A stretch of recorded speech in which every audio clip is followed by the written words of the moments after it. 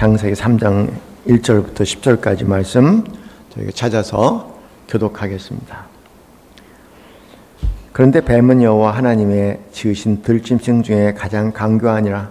뱀이 여자에게 물어 이르되 하나님이 참으로 너희에게 동산 모든 나무의 열매를 먹지 말라 하시더냐.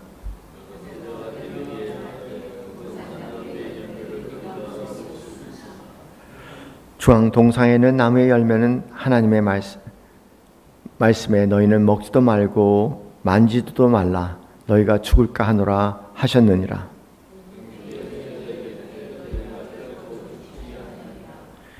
너희가 그것을 먹는 날에는 너희 눈이 밝아 하나님과 같이 되어 선악을 알 줄 하나님이 아심이라.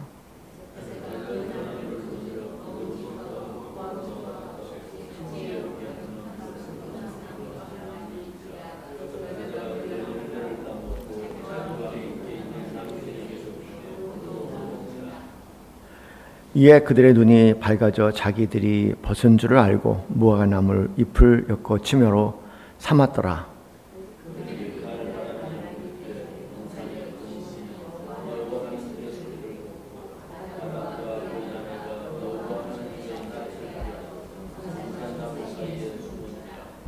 여호와 하나님이 아담을 부르시며 그에게 이르시되 내가 어디 있느냐. 이르되 내가 동산에 하나님의 소리를 듣고 내가 벗었으므로 두려워하여 숨었나이다. 아멘. 오늘 이 말씀을 가지고 이런 주제로 잠시 말씀을 나눠볼까 합니다. 행위론적인 신앙에서 존재, 그 말이 좀 어렵다면은 관계론적 신앙으로의 전환을 하자. 이 내용을 함께 이해하는 그런 시간이 되기를 바랍니다. 행위론적 신앙이라는 것은 하나님과의 관계에 있어서 근본적으로 그 자기 행위에 의존한다는 것이죠. 그러니까 하나님이 기뻐하시는 일들을 내가 만일 했다면 그것이 나의 의가 되겠고, 그리고 또 하나님께서 그만한 일을 내가 하게 됐다. 그렇게 되는 경우에는 그것이 나에게 죄가 되겠죠. 나의 행위 중심적으로 신앙생활이 이어지는 것을 행위론적 신앙이다. 그렇게 말씀을 드릴 수 있습니다. 좀 더 확대해서 얘기하면 어떤 규범이나 어떤 도덕적인 실패나 여러 가지 행동의 변화를 추구하지 못하게 될 때 그로 인해서 생기는 것들을 이제 행위적 죄책감 이런 것들에 근거해서 신앙생활하는 것을 행위적 신앙이다 그렇게 얘기합니다. 거기에 비해서 이제 존재론적 신앙 또는 관계론적 신앙이라고 얘기하는 것은 뭐냐면 하나님과 그 죄와 그리고 의라는 것이 그런 우리 행위에 근거한 것이 아니라 하나님과의 관계성에서 죄와 이제 의를 생각하는 것을 관계론적 신앙이라고 얘기하고 또 다른 이름으로 좀 낯선 이름으로 붙인다면 이제 존재론적 신앙이다 그렇게 이름을 붙여서 말씀을 드릴 수 있겠습니다.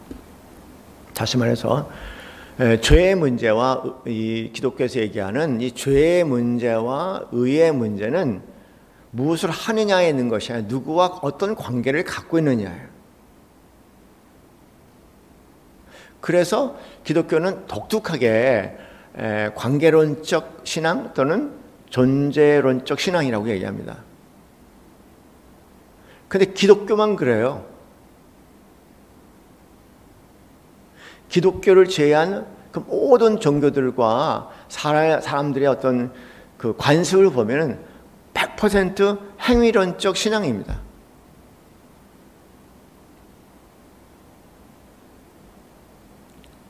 예를 들어서 이제 불교를 믿는 사람들이 수행을 하죠. 어떤 특정한 나름대로 불교에서 얘기하는 어떤 영적인 어떤 깨달음과 어떤 상황에 들어가기 위해서 수행을 합니다. 그 수행의 과정이 자세하게 설명이 되어 있어요. 그래서 그 수행 상태에 들어가서 그 수행을 통해서 뭔가 어떤 영적인 깨달음을 얻을 수도 있겠고 어떤 영적인 상태를 경험할 수 있어요. 그런 면에서 결과적으로 그것은 자신의 특정한 수행, 행위의 결과물이라고 얘기할 수가 있는 거죠. 그런데 기독교는 참 낯설어요, 그런 부분들이. 그래서 내가 그런 어떤 하나님과의 어떤 특별한 그 영적인 세계를 이제 경험하기 위해서, 영적인 상태를 경험하기 위해서 열심히 수행을 하는 거예요. 기독교에 수많은 수행 방법들이 있습니다. 여러분이 알고 있는 하나님과 관계성으로 들어가는 수많은 수행 방법들이 있어요. 그런데 신앙생활의 가장 큰 좌절감은 뭐냐면 그런 방법론이 통하지를 않는다는 거예요. 그래서 수행적인 방법론은 일종의 하나님이 내 삶에 찾아올 수 있는 일종의 밭가리 정도지, 밭을 간다고 씨앗이 심어지는 건 아니거든요. 모든 종교는 열심히 밭가리 하면 그 밭가리 안에서 뭐가 생길 수 있다는 거예요. 그런데 기독교는 아무리 내가 수양을 열심히 하고 수행을 열심히 해서 밭가리를 아무리 해도 그 밭가리는 하나의 하나님의 은혜를 위한 하나의 준비일 뿐이지, 그 자체가 불교에서 얘기하는 것처럼 그 자체가 어떤 하나님의 은혜의 조건이 되지는 않는다는 거예요. 저는 그러면 개인적으로 하나님과 깊은 그런 이제 영적인 경험을 하기 위해서 기도를 하는 거예요. 그런 영적인 상태를 위해서 기도를 하는데, 기도 자체가, 기도하는 행위가, 그것이 1시간을 했던 2시간, 3시간, 4시간 했던 관계없이 기도하는 행위가 하나님의 임재와 하나님과 특별한 관계를 경험하는 보장이 없어요. 아무 보장이 없어요. 내가 알 수 없는 이유에서 나는 그렇게 마음의 준비만 하고 내 자세의 준비만 할 뿐, 그냥 갈망할 뿐, 갈망이 하나님의 은혜가 되지 않는다는 거예요. 갈망은 내가 할 수 있지만, 그런 상태를 만드는 건 내가 할 수 있지만, 그러나 거기에 내가 기대하는 하나님의 역사, 하나님의 임재는 완전히 그분의 소관이에요. 그게 어떻게 보면 이 기독교 삶을 기독교인으로서 신앙생활 하는데 좌절감이라고 얘기할까? 왜냐하면 내 노력이 중요하지만 내 노력에 따라서 하나님의 은혜가 오고 가는 건 아니라는 거예요. 그런데 기독교를 제외한 그 모든 것은 은혜라는 단어가 없어요. 거기는 내가 열심히 노력하고 수고할 때 그냥 내가 밭을 갈았는데 그냥 밭에서 우리가 기독교에는 은혜라고 얘기하는데, 그 은혜는 자기가 수행한 결과라, 그런 얘기죠. 그래서 이 부분에 대해서 저희가 좀 깊이 이제 생각해 봐야 됩니다. 오늘 본문의 말씀을 왜 봤냐면요,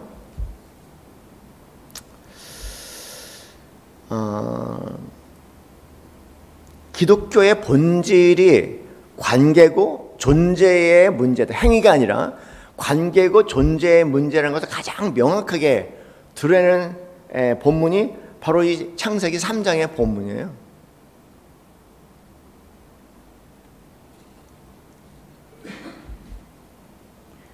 창세기 2장에는 우리가 하나님의 은혜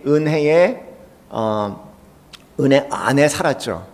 그런데 여러 가지 얘기를 할 수 있겠지만 3장에 들어와서 이제 아담이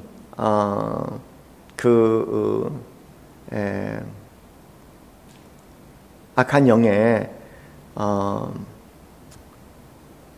유혹을 받아서 움직이기 시작합니다. 5절 말씀은 그러나 너희가 그것을 먹는 날에 너희 눈이 밝아져 하나님과 같이 되리라. 하나님과 동등한 어떤 하나님 이상의 관계에 가게 될 것이다. 그런 이야기를 합니다. 다시 말해서 하나님의 은혜에 벗어나는 거예요. 죄라는 것은 그냥 하나님의 은혜에 벗어나는 겁니다. 기독교는 처음부터 끝까지 은혜예요. 은혜 외에는 할 말이 없습니다. 그래서 그냥 네가 하나님 같이 되리라는 얘기는 네가 주체가 돼서, 네가 주인공이 네 인생에 대해서 주인공으로 행생하게 될 거다, 그렇게 얘기할 수 있겠지만, 한편으로 얘기해서 하나님의 은혜에서 벗어난 그게 하나님 은혜에서 벗어나겠다. 그렇게 생각하면 우리 삶도 보면 우리가 얼마만큼이나 매일매일의 삶이 내가 하나님의 은혜 속에 살아가는지는 돌아봐야 할 부분인 것 같아요. 가만히 보면 대부분 시험들은 무너진 것 시험들은 뭐냐면 하나님의 은혜에서 벗어났을 때는 뭐 예수 믿어도 지금까지 계속 예수님 안에서도 그 은혜에서 벗어나면 또 쓰러지고 또 넘어지고 계속 그래요.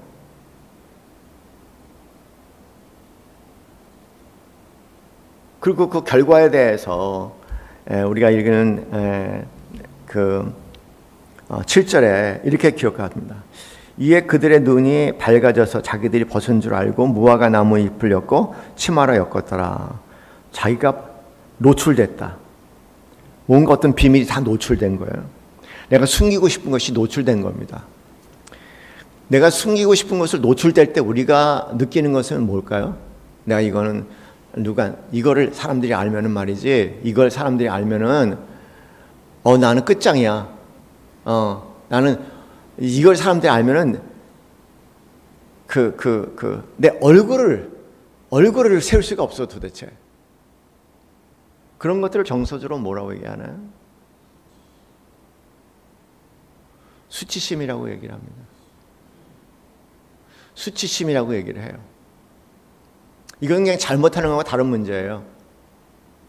잘못은 어떤 행위를 잘못하는 것이지만 이 수치심은 뭐냐면 나란 존재가 지금 뭔가 크게 잘못됐다고 얘기하는 거예요. 여러분, 수치심과 죄책감의 차이는 이 죄책감이라는 것은 나의 행위야. 그렇게 큰 부담이 안 돼요. 그거 내가 잘못할 수도 있지. 뭐 나도 사람인데. 그렇지만 그게 전부는 아니라 또 잘할 때도 있고 잘못할 때도 있고 이거 내가 잘못해서 미안하다고 얘기하면 내가 미안해. 그래도 돼. 해결돼 그렇게. 근데 수치심은 나라는 존재와 관련되어 있는 그런 느낌이기 때문에 굉장히 강력한 느낌입니다.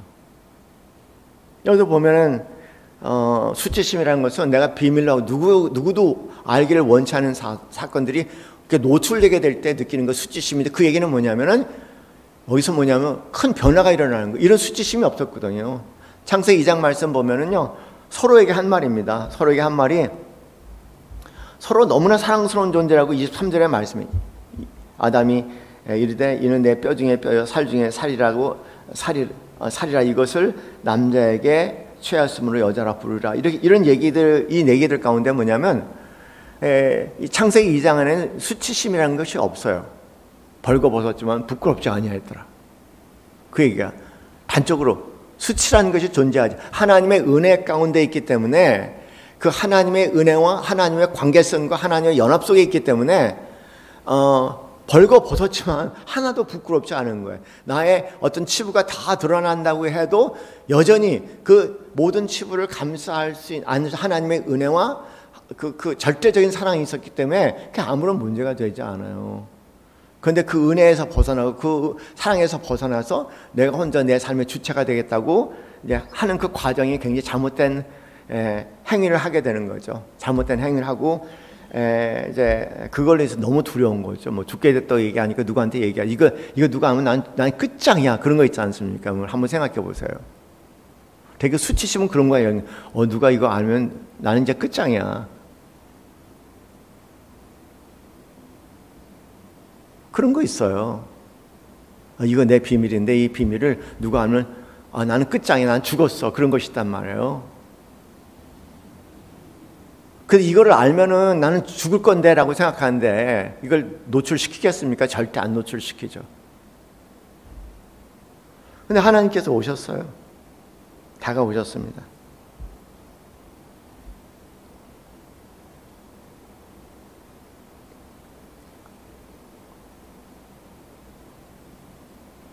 팔 절에 그들이 그날 바람이 불 때 동산에 거니시는 여호와 하나님의 소리를 듣고 아담과 그의 아내가 여호와 하나님의 낯을 피하여 동산 나무 사이에 숨은지라.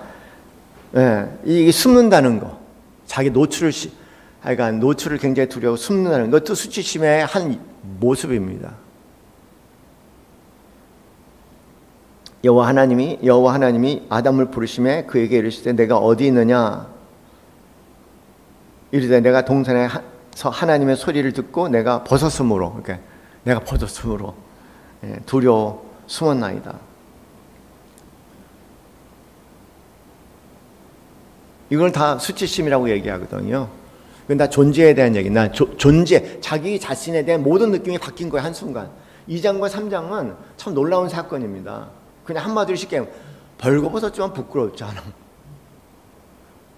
숨길 게 하나도 없어. 아주 투명해. 부족하고 연약하고 죄를 지어도 그것이 나에게 수치심으로 나의 존재 자체에 금이 갈 정도로 그런 일이 아니었다는 거예요. 그러니까 벌거벗었지만 부끄럽지 않았다는 얘기입니다. 그런데 3장에서는 벌거벗은 것이 부끄럽다고 얘기하는 거예요. 뭔가 내가 요만한 잘못을 해도 나의 존재감과 연결돼서 나는 매우 부끄럽고 수치스러운 존재다. 사람들이 이걸 알면 안 돼. 하나님도 알면 안 돼. 그리고 그것을 계속 숨기고 감출 수밖에 없는 상황이 됐다는 겁니다. 근데 여러분, 사람이 뭔가 숨기고 감추면은요, 아주 안 좋아요. 비밀이 많은 사람들은 아주 안 좋습니다. 왜냐면 제가 가까다 언급하지만 우리 뇌의 편도체라는 부분은요, 두려움이거든요. 근데 이 수치심이 강할수록 남들에게 말 못할 비밀을 많이 갖고 숨기면 숨길수록 이 편도체는 두려움으로 바뀌어요.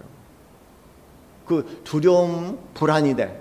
그 두려움과 불안이 이게 노출되면 안 되는데 그런 불안과 두려움. 그리고 누군가 와서 그걸 노출시키려고 하면은요, 막 화를 내죠. 그래서 편도체는 두려움과 불안이지만 동시에 공격성을 함께 갖고 있는 거예요.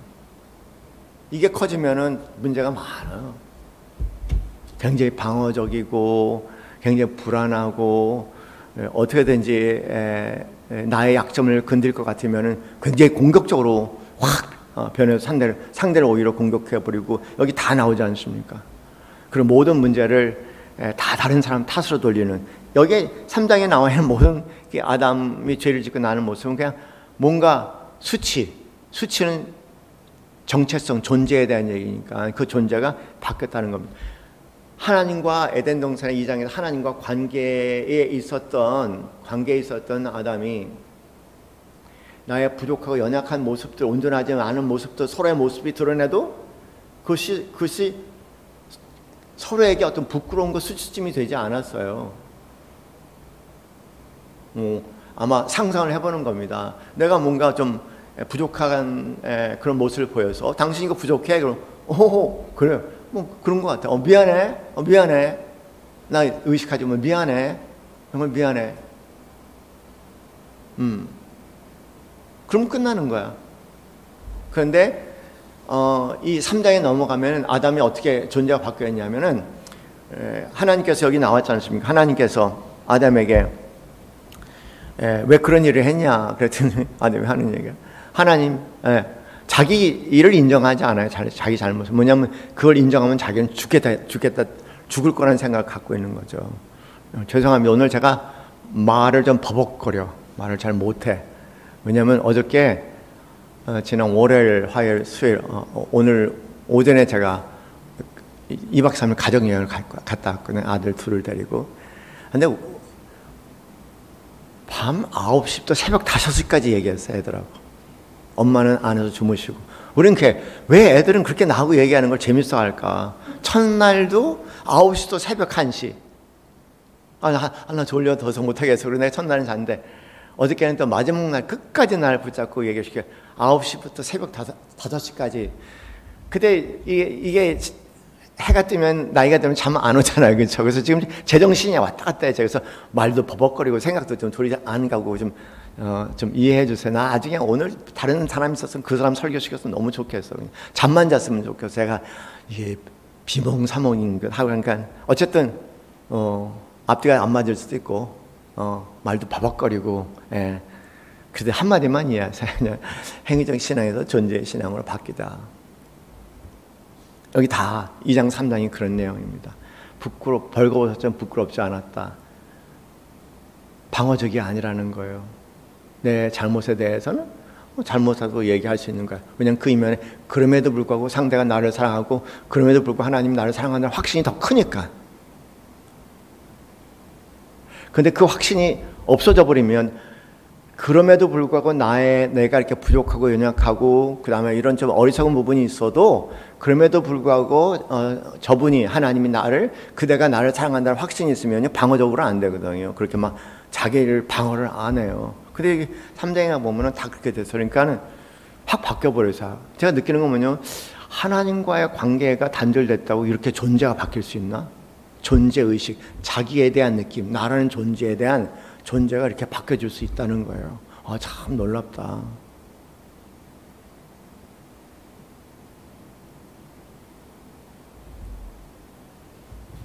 그런 면에서 그냥 단순한 얘기입니다. 단순한 얘기입니다. 우리 기독교에서 그 의라고 얘기하는 것은 제가 말씀 몇 번 드렸죠. 그냥 기독교의 의라고 얘기하는 것은 세상에 얘기하는 거 달라요. 의인 그런 거 아니에요. 기독교에서 의라고 얘기하는 하나님과 올바른 관계라고 말씀을 드렸어요. 그렇죠?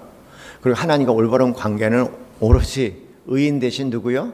예수 그리스도를 통해서만 가능하다. 그 얘기예요. 그냥요.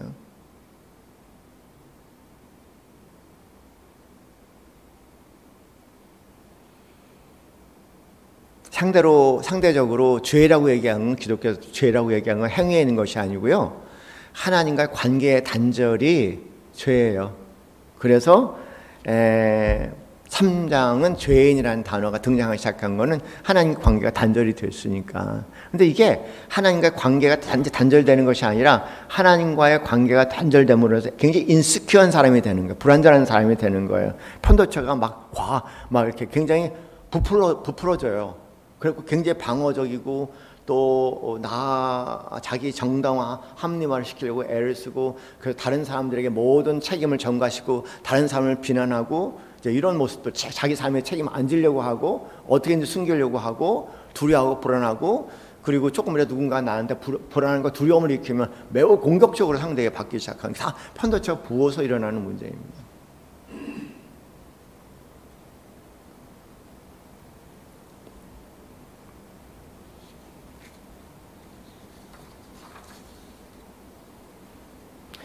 이런 우리 기독교의 본질이 행위가 아니라 항상 관계 속에 있다는 거. 그거에 대해서 가장 또 선명하게 얘기하는 것이 요한복음 15장 말씀이시잖아요. 그렇죠? 나는 참 포도나며 내 아버지는 농부라. 물은 내게 붙어있어 열매를 맺지 아니한 자는 아버지께서 그것을 제거해 버리고 물은 열매를 맺는 자는 더 열매를 맺게 하려 하여 그것을 깨끗하게 하시느니라. 너희는 내가 일러준 말로 이미 깨끗해졌느니라. 관계. 아직 행위도 안 한 거예요. 근데 일러준 말은 뭐냐면 그 예수님과 관계 속에 들어감으로 인해서 너희가 깨끗해졌다고 얘기했어요. 그러니까 우리가 생각하고 있는 깨끗한 거 굉장히 의미가 다른 거예요. 일반적으로 알고 있는 의미가.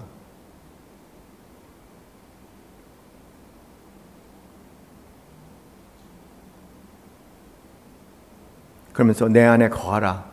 나도 너희 안에 거하리라. 가지가 포도나무에 붙어있지 아니하면 스스로 열매를 맺을 수 없음같이 너희도 내 안에 있지 않으면 그러하리라. 그렇게 말씀. 머물라. 내 안에 거하라. 머물라. 다 관계적인 얘기잖아요. 여기 행위가 아무것도 없어요. 항상 그걸 얘기를 하는 거죠. 그래서 우리가 분명히 그래요. 내가 하나님과 어떤 관계 속에 이렇게 있는 경우에는 훨씬 더 그런 유혹과 잘못으로부터 우리 자신을 지킬 수가 있어요. 결과적으로 기독교인이 어떤 잘못을 하게 되는 경우에 그거는 그 잘못이 아니라 하나님과 관계성에서 벗어났다는 걸 우리가 알려주는 증거니까 다시 뭐 하면 돼요? 그 관계성 다시 들어가면 됩니다. 뭐를 붙잡고 들어가면 되는 거예요? 예수님을 붙잡고 들어가면 돼요. 그게 간단해요. 아주 간단합니다. 로마서 6장에 장황하게 거기에 대해서 얘기하고 에베소 2장도 장황하게 얘기하고 우리 그리스도와 연합됐다는 그 모든 표현들은 연합됐다는 거, 하나가 됐다는 거거든요. 연합됐다는 게 중요하지 내가 하는 게 중요한 게 아니에요. 연합됐다는 거, 그분과 관계 속에 들어가 있다는 거, 그분과 관계성 가운데 있다는 거, 그 자체가 중요하다는 겁니다.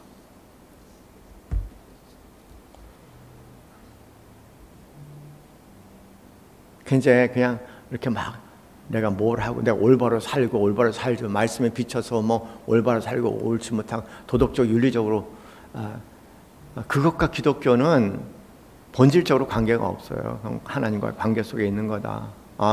감사하다. 예수 그리스도 보혈 안에서 정말 하나님과 올바른 관계, 하나님과 의로운 관계, 올바른 관계에 있다. 하나님 감사합니다.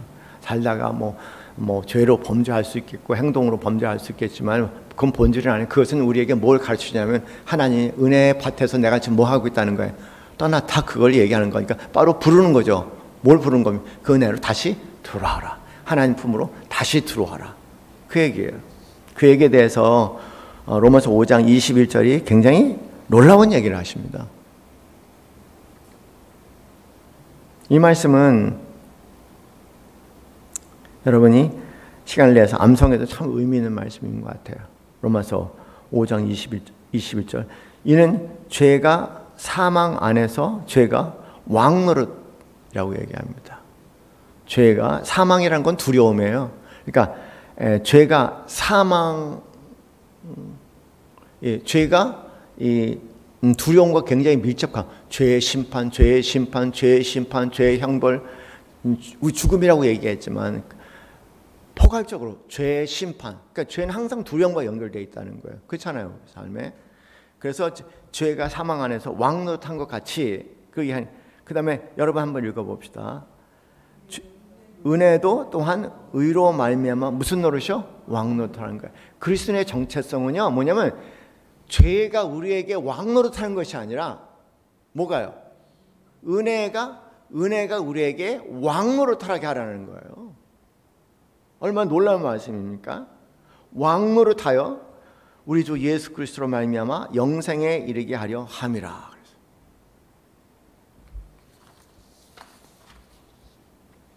뭐 할 말이 더 없는 것 같아요. 머리도 안 들어가고. 어쨌든 이게 너무 좋잖아요. 뭐가 왕노릇하게 하라? 은혜가 왕노릇하라. 근데 여러분 한번 생각해 보세요. 여러분 신앙생활 한번 돌아보세요. 은혜가 왕노릇했습니까? 죄가 왕노릇했습니까? 여러분을 끌고 가는 것이 죄예요? 은혜예요? 서로를 끌고 잡아당기는 것이 죄입니까? 은혜입니까? 제발 그랬으면 좋겠어요. 이게 죄가 왕노릇한다는 얘기는 뭐냐면 행위적인 신앙을 살게 되면은 내 행위적인 행위를 중심으로 의를 얘기하게 된다면 그게 죄가 항상 왕노릇하게 만드는 거예요.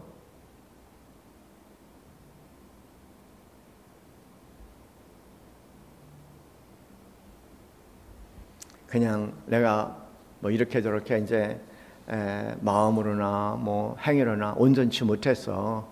그 마음에 뭔가 집질함과 두려움과 뭐 이런 것들이 생겨. 뭐 하나님이 뭐 심판하실 것 같기도 하고 뭐 불행한 일이 일어났기도 하고 내가 이렇게 죄를 졌으니까 하나님께서 또 뭐 이런 저런 불행한 일을 일으킬 것 같다. 그게 다 죄가 그런 것처럼 뭐냐면 죄가 왕노릇한다고 표현하는 거예요. 그럼 다 병나요. 아주 건강하지 않은 사람들입니다. 기독교인들 가운데 건강하지 않은 사람이 너무 많아. 엄청나게 많아. 신앙이라는 이름으로 죄가 왕노릇하고. 우리 기독교는 그 죄가 왕노릇하는 것이 아니라 은혜가 왕노릇하게. 왜냐하면 관계니까 행위에 근거하지 않아요. 예수 그리스도로 말미암아요. 분명히죠. 예수 그리스도로 말미암아 하나님과의 관계성에 들어간 거니까. 아유 감사하다. 예수 그리스도로 말미암아 내 행위에 의존된 것이 아니라 나는 예수 그리스도의 십자가 보혈에 의존된 거니까 너무 감사하다. 너무 감사하다. 아유 감사합니다. 그게 은혜 그리고 그게 감사의 신앙생활이에요. 인본주의적인 신앙은요 신앙의 이름으로 나의 행위를 근거로 해갖고 내 삶에 그 죄가 왕노릇하게 하는 겁니다. 사랑하는 성도님들, 어차피 우리 인간은 염치 없는 인간이에요. 무슨 염치가 있습니까 우리가?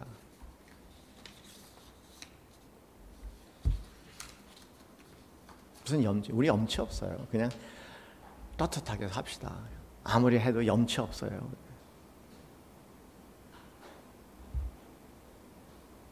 염치를 얘기하지 말고 뭐가 왕노릇하게 하라? 은혜가 왕노릇하게 하라. 그리고 여러분 그 감동 있잖아요. 로마서 7장의 말과 8장 1절에 이어지는 말씀이 공고한 죄인이로다. 이 사망의 무서 나를 누가 건져낼꼬. 그러면서 갑자기 180도 반전해. 그러므로 우리 주 예수 그리스도 말면 하나님께 감사하노라. 감격이에요. 제가 왕노릇하면은 자학에 들어가겠죠. 그 상대의 주리를 틀겠죠. 때로는 신앙의 이름으로, 때로는 기독교의 이름으로. 그런 건 너무 많아요. 아주 비일비재합니다. 훨씬 더 대부분 그렇게 산다는 말이 맞을 거예요. 얼마나 이게 낫습니까? 은혜가 왕노릇하게 하라. 우리 주 예수 그리스도 말미암아. 그걸 통해 갖고 우리 주 예수 그리스도 말미암아 그 영생에까지 이르게 한다. 영생에까지 이르게 한다. 영생에까지, 영생에 이르게 한다.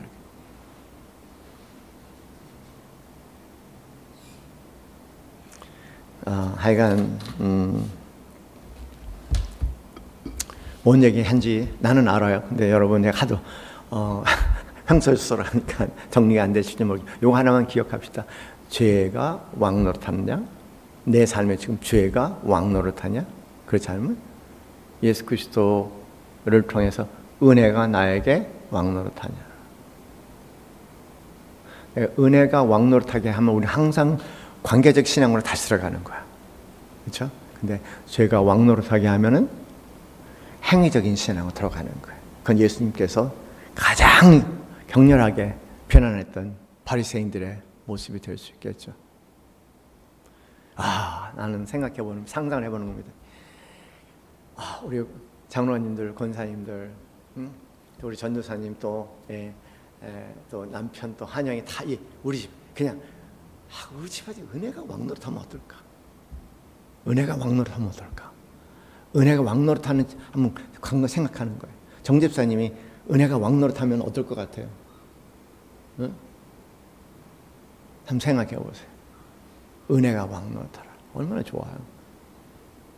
그게 우리 기독교인의 본질입니다. 기독교의 본질이에요.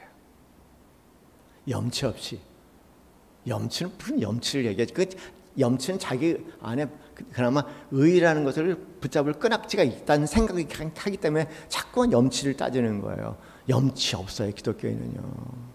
그냥 아이고 감사합니다. 예수 그리스도 보혈을 감사합니다. 할렐루야. 감사합니다. 은혜가 왕노릇하시는 우리 사랑하시는 성도님들 되시기를 주님의 이름으로 간절히 축원합니다. 기도하겠습니다. 우리 잠시 함께 기도합시다. 내 신앙을 점검해 봅니다.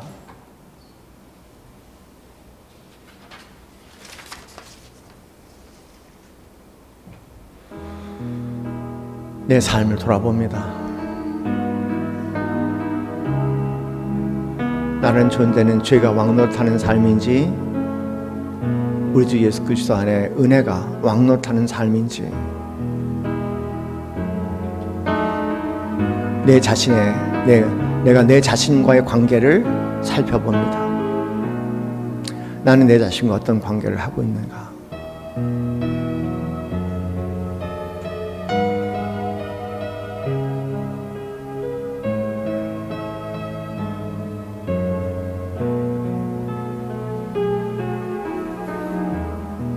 너도 사람이야. 그럴 수도 있어. 네가 하나님은 아니지 않냐? 그러니까 하나님의 은혜가 필요한 거지. 그러니까 예수님의 보혈이 필요한 거지. 너의 그런 모습이 있어도 나는 너를 사랑해.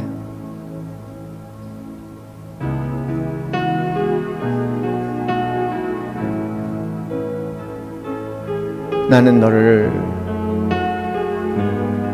모든 사람들이 떠난다고 할지라도 데리고 살 수 있어. 나는 너를 끝까지 사랑할 수 있어. 아마 그런 삶을 살고 있다면 내가 내 자신과 은혜가 왕노릇하는 관계를 가지고 살아가고 있을 것입니다. 자신에게 완벽함을 요구하고 그 완벽에 미치지 못하는 모습을 바라볼 때 다양한 방법으로 자기를 자학한다면 아마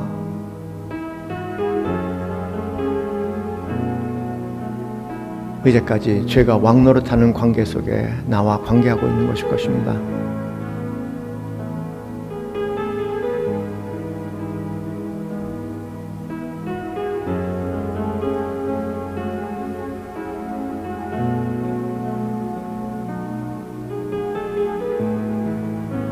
그리고 사랑하는 가족과의 관계는 어떤지 또한 돌아봅니다.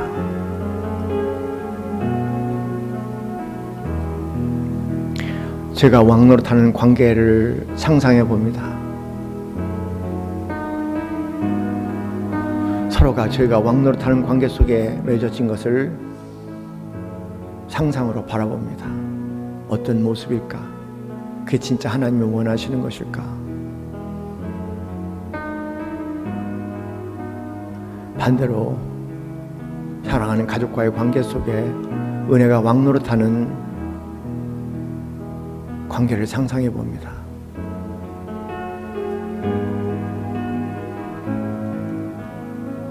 아마 그것이 주님께서 우리가 누리시 원하시는 축복의 모습일 것입니다.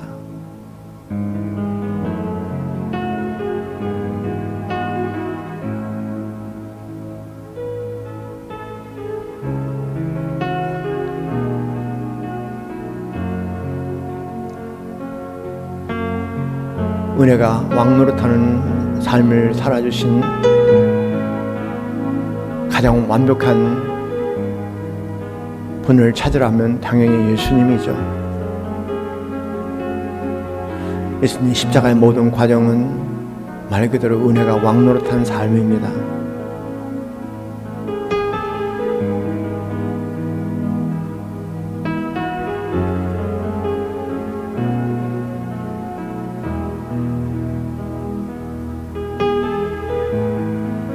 은혜가 왕노릇하게 하옵소서. 간절히 소원하는 마음으로 시간 하나님께 기도드리겠습니다. 할렐루야. 하나님 아버지 감사합니다. 성령님 감사합니다. 성령님 감사합니다. 우리 주 예수 그리스도의 보혈을 감사합니다.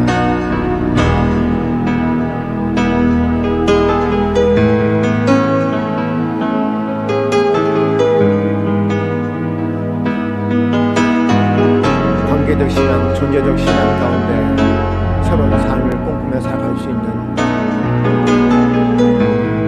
새 지점의 삶을 열어주시면 감사합니다. 아버지 하나님, 간절히 기도하는 것은 그럼에도 불구하고 요즘 우리에게 낯선 삶입니다. 간절히 기도합니다. 은혜가 왕노릇하는 삶을 살기에 도와주시옵소서.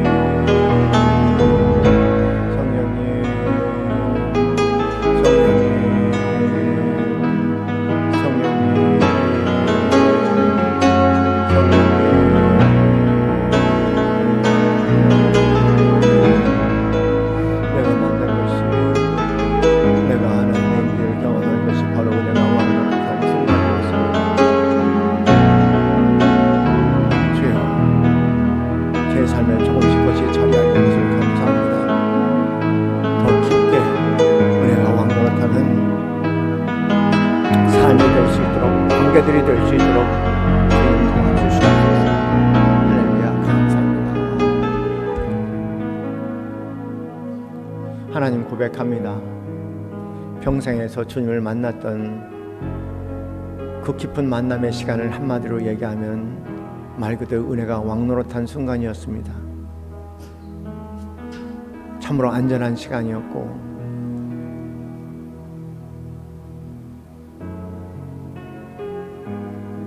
같은 하나님의 사랑의 응시였고, 세상에서 알 수 없고 줄 수 없는 평강이었습니다. 그리고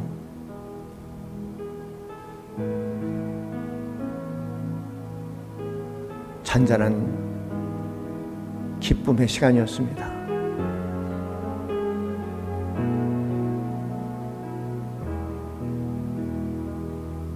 그 외에는 없었습니다. 그 순간이야말로 은혜가 온전히 왕노릇한 순간이었습니다. 그 순간에 은혜가 왕노릇하는 그 삶의 실체가 무엇인지를 기도 속에, 삶 속에 다양하게 깊게 경험하게 하옵소서. 그 놀라움을 체득할 수 있도록 도와주시고, 그것이 삶의 모든 움직임이 되게 하여 주옵소서.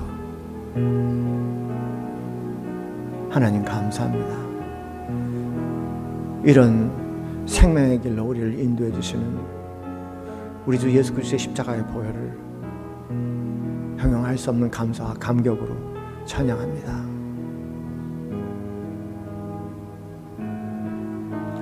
사랑합니다. 사랑하고 감사합니다.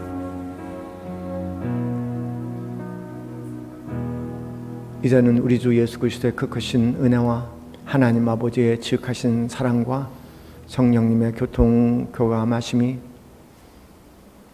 내 자신과 하나님과 나와 내 자신과 그리고 내 모든 이웃과의 관계 가운데 은혜가 왕노릇하는 참으로 신비롭고 놀라운 하나님의 세계 속에 살아가기 소원하는 이 자리에는 사랑하는 모든 성도들 머리에 지금부터 영원까지 함께 있기를 간절히 축원하옵나이다. 아멘.